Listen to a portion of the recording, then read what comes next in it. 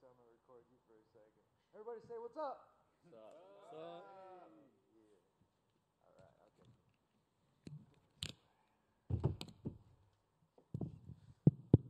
Well, Tony, you certainly seem to be in fine spirits this fight week. What exactly has you so cheerful? It's awesome. It was a great camp. I'm excited to be here, enjoying fight week because all the hard work is done in the haze in the barn, brother.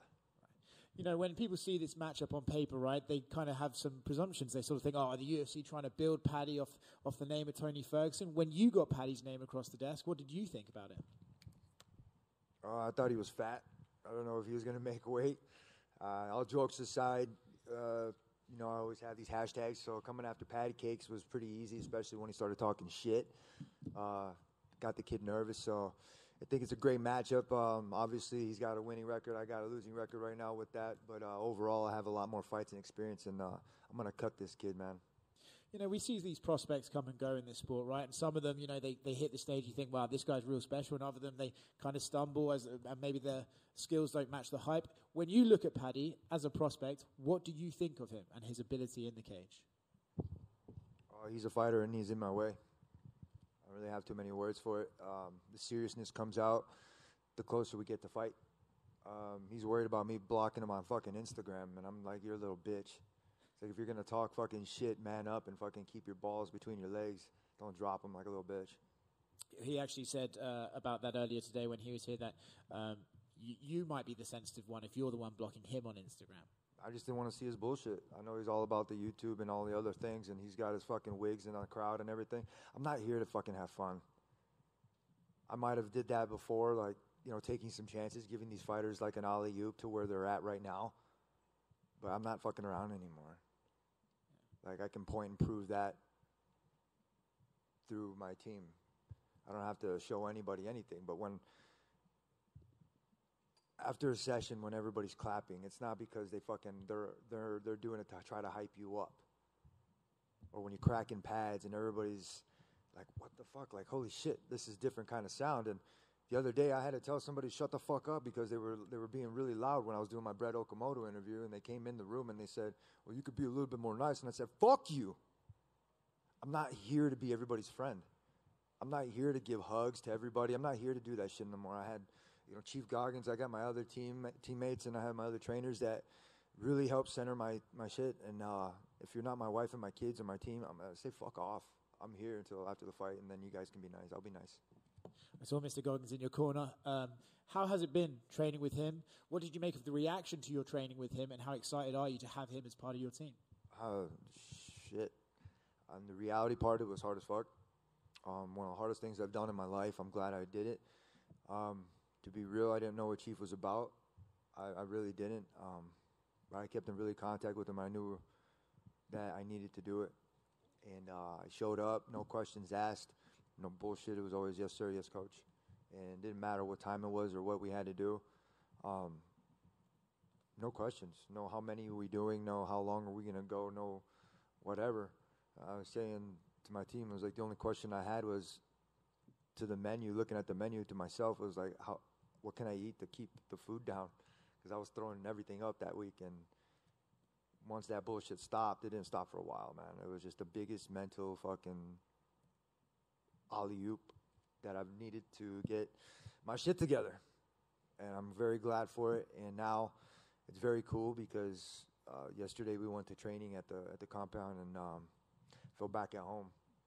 Everybody wants to get nervous when they go back to somewhere like that. Fuck no, I felt like home. I was smiling my ass off, and it's cool to see Chief, call him Chief, and I'm fucking excited because I did all the work, man. Last one from me. When you look at this fight, it's against the younger guy, right? The flashier guy, maybe. But how did you get it done on Saturday night?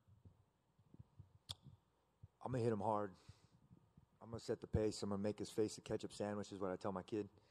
And I'm going to go in there and use my blades and my technique. I say shades, but I can't bring my shades in there. If I could, I'd fucking fight with sunglasses, you bastards. So I'm going to go in there. I'm going to do work. My confidence is fully there. Everybody's worrying about me just doing cardio and, oh, you haven't posted your sparring or you haven't posted pad working. You haven't. Bitch, I don't need to post that shit for you guys. I really don't. You guys can go look at other people's pages and then get that shit off of that and then come back to my page and bitch and moan. You know, you guys can go and do whatever the fuck you want, but I'm going to keep doing what I'm doing, and you guys are going to watch me regardless this Saturday. Tony, when you linked up with Mr. Goggins first, was that, when you reached out to him, was it to get physically right? Was it to get like a mental focus thing? Or why specifically did you want to train with him? I've said it before, that's classified. It was like I said, I needed it. I really did. I haven't had somebody push me like that and not float my balloon any more higher than it needed to be. It needed to get to where it needed was. I needed to throw up. I needed to get yelled at. I needed to go through that fucking hell week, and it was not easy. I know there's not one other person in this world that could have went through that mental stuff, the physical, the emotional. Bringing whatever I had to bring in there was everything I had to give, and I still have more to give, and that's why this weekend I'm going to show it. And I think you're one of the more tenured fighters, if not the most tenured fighters on this fight card, having fought in the UFC the longest. So obviously you've seen the prospects come and go to the lightweight division. So I'm curious, where does this hype around Paddy kind of rank in your mind and from all the past future contenders you've seen? I don't know the hype. I don't pay attention to the bullshit. I just know that he talks a lot, and I can't understand him half the time. And I don't give a fuck. I really don't. I'm not here to entertain him. I'm not here. The last time I entertained a young fighter like that was Landon Venata, and he dotted me, little fucker. You know, props. What's up, Landon? I always said that, but I'm not doing that again. I'm not taking it easy on anybody. I'm not here to alley-oop any other fucking dudes. I'm not sandbagging. I'm here. I'm back to where I needed to be, much better than I ever have been. I'm faster. I'm stronger. I'm more mentally strong than any fucking person that's going to be here that walks through these fucking cage walls, that has ever been through these cage walls. You guys will see on Saturday, it's hardly not going to be the same me. It's a lot tougher now. Tony, over here. Speaking of your longevity, I guess, what are kind of the goals right now for you? Obviously, go out there, get a win on Saturday, but what kind of keeps you going and doing all this stuff and reinventing yourself and putting yourself through these really hard, grueling workouts? What gets you up in the morning? My breakfast. What gets me up in the morning, what gets you up in the morning for every person. Like, what keeps you motivated to fight? Hold on, brother, I'm talking. Apologize. Being real, like you asked me a question, I'm going to answer it. Like I'm smiling. I'm having fun. Usually my interviews are really super serious, and they're doing that. It would be serious, and life would be a lot harder if I wasn't working harder. But I find myself getting up in the morning easy, wanting to do the next fucking thing. Like, it's no doubt, like, I go to bed late because I have to finish my sets. If I'm not finishing my sets, I get up early in the morning and I do it again.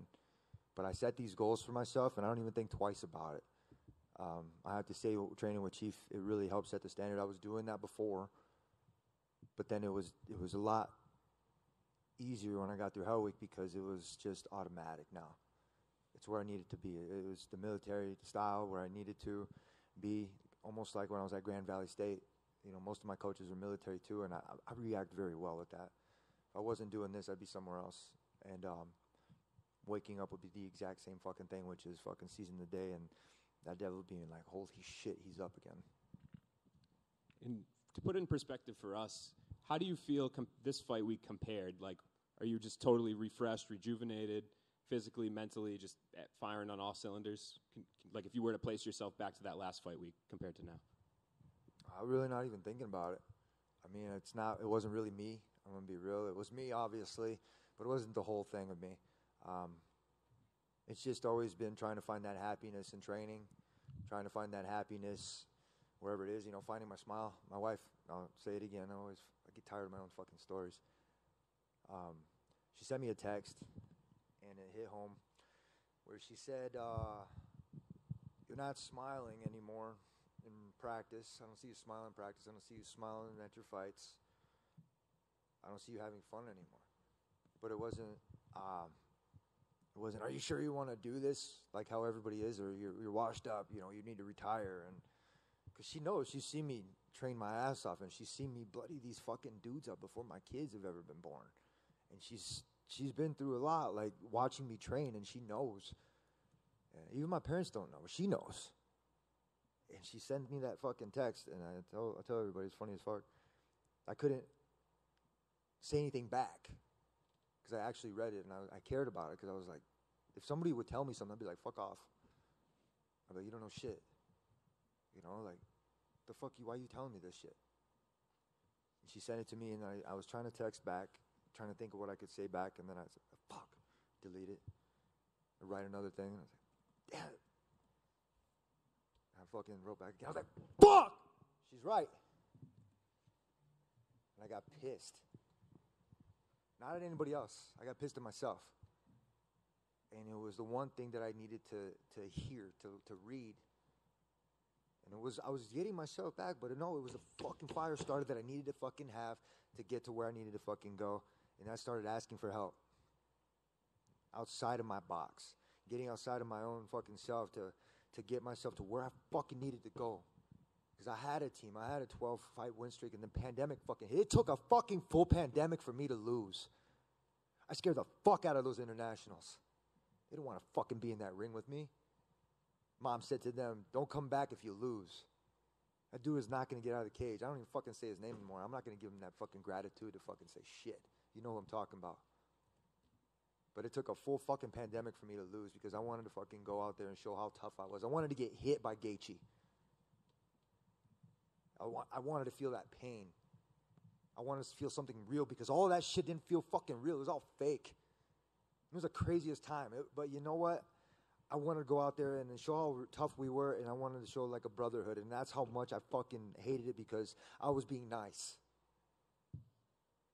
I went through managements, I went through belts, I went through all this shit, and I carried that shit with me, and I was carrying everybody else's cross. And I had a really good person tell me that every person has to carry their own cross. Mine's heavy, and I got big shoulders. But damn, it gets hard to fucking carry everybody. And I had to focus on myself. So I hope I answered your question. Thanks. Tony, back here.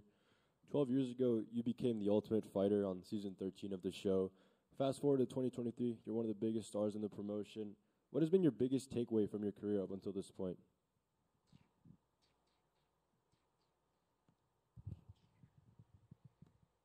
How deadly I can be. Control chaos. How fully violent I can be with this stuff.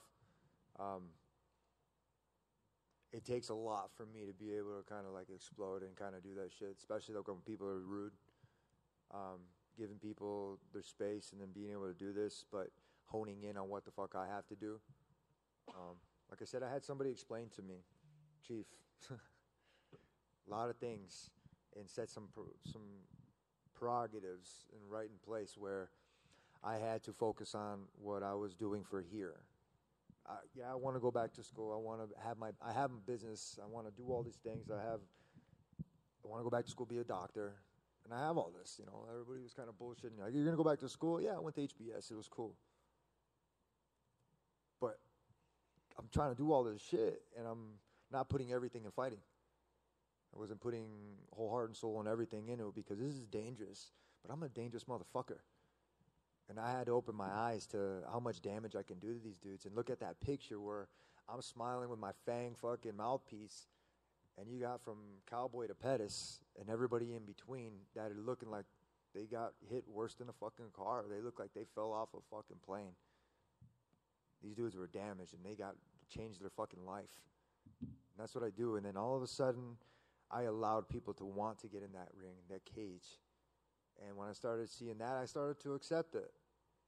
Fuck no, I'm back to where the fuck I need to be. And that's how Brock and Chief and everybody else that I have allowed to be in my close circle to understand that I am a deadly motherfucker. It doesn't matter. I don't need weapons. Imagine if I did. I'm deadly without them. After completing Hell Week with Mr. Goggins, was there anything that you learned about yourself that might have stood out to you? Yeah, what kind of food I should eat before training. Shit, no bullshit.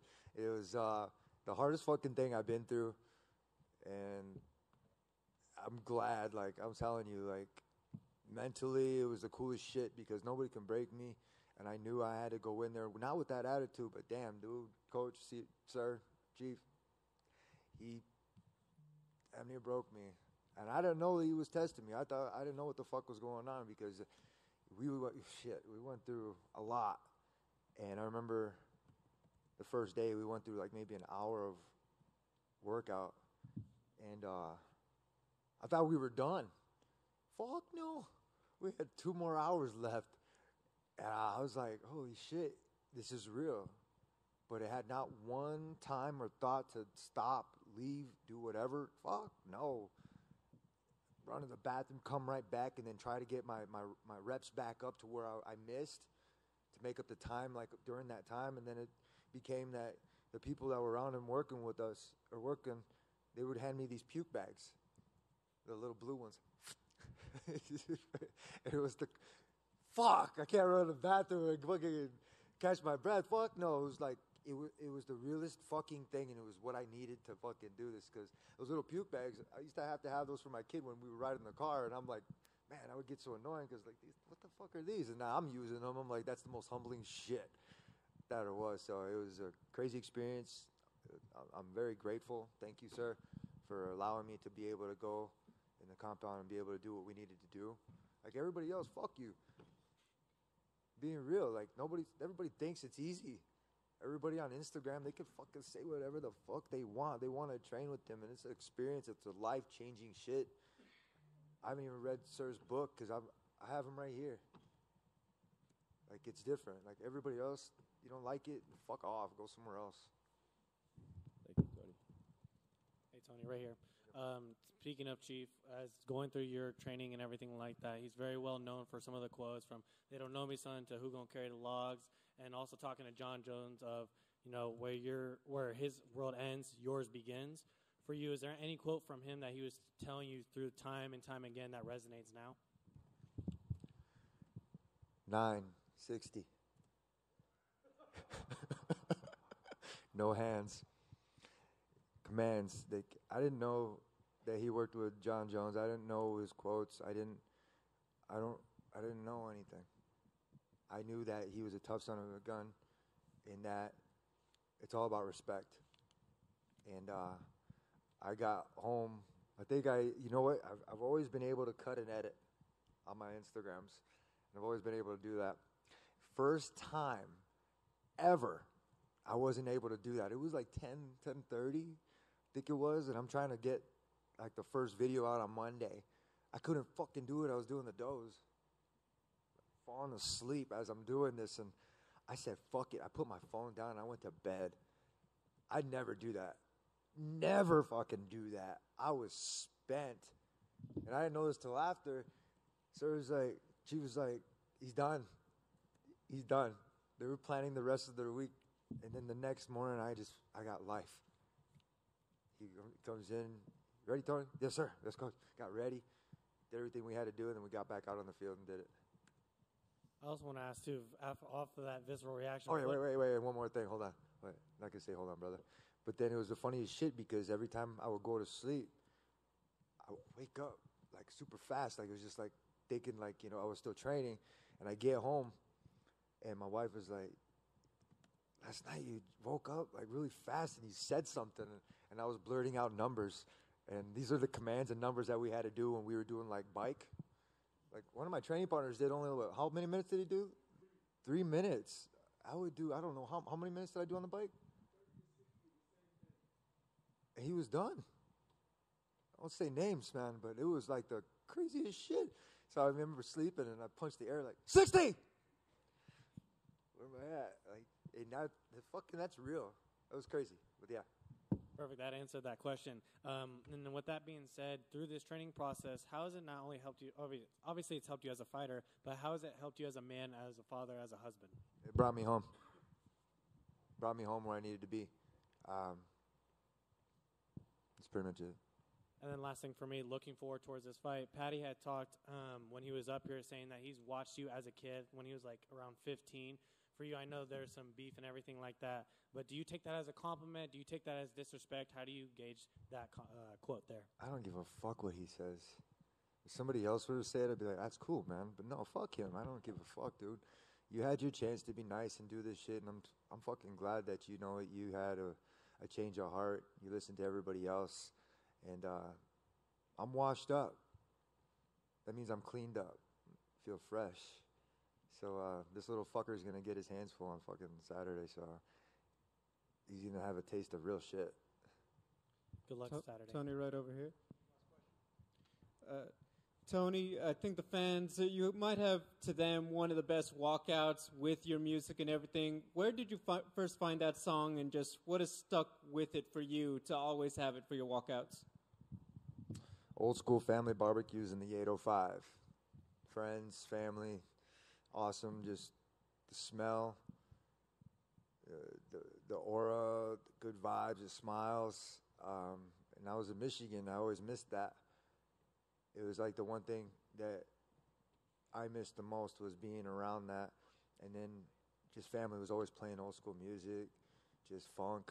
And I'm a funky dude when I'm fighting. I'm a funky dude when I'm wrestling. And I do everything with the tempo and a style that's just nobody else's. So it just fit, man. It really did. And in that song, he says, don't be walking around like a star trying to act, or don't be walking around trying to act like a star. A lot of people are fake.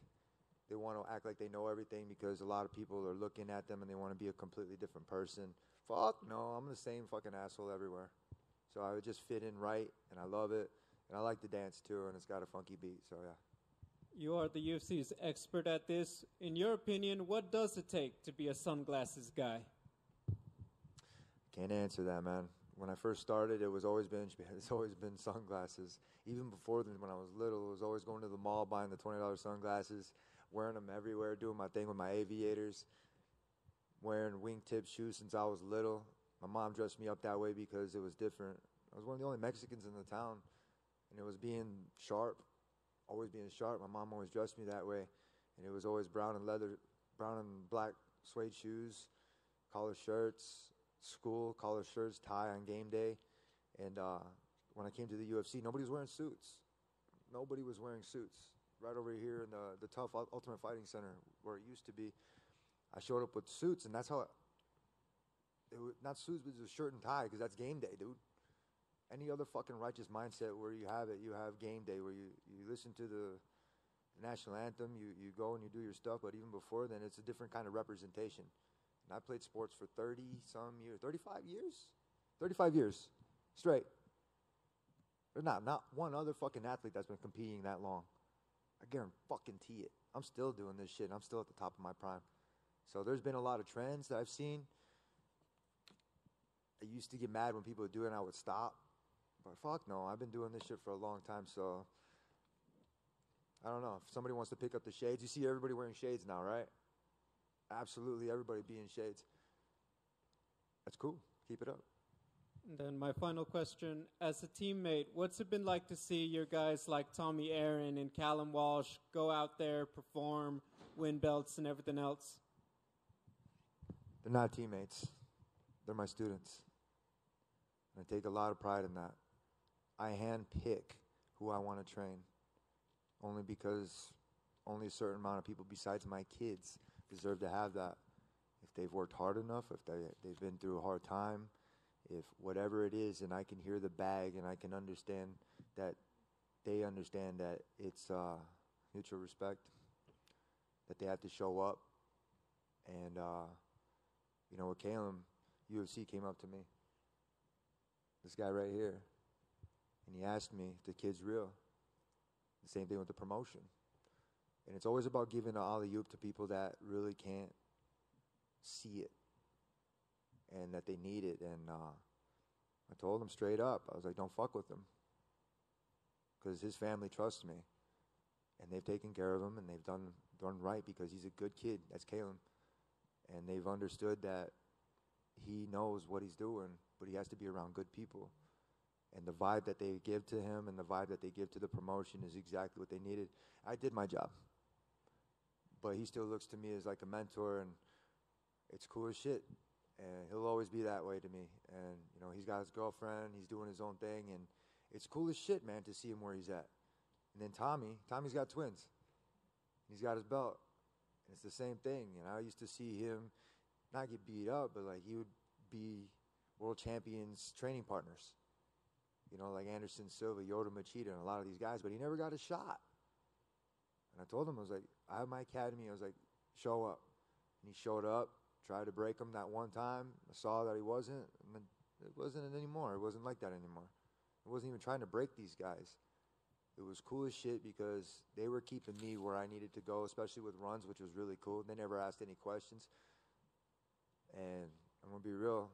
I love you guys. Tommy, Caleb, very proud of you fuckers. Thank you. Yes, sir.